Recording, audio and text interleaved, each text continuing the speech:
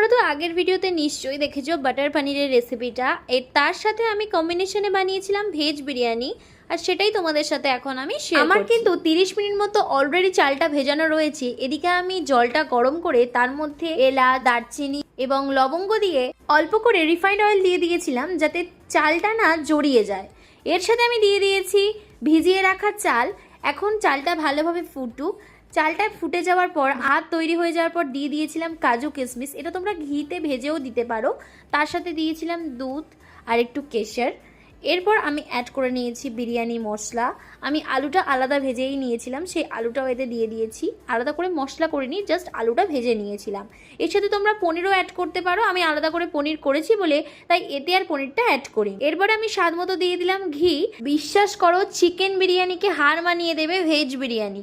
তোমরা একবার অবশ্যই ট্রাই করতে পারো। এই হলো আমার ভেজ বিরিয়ানি আর বাটার পনির।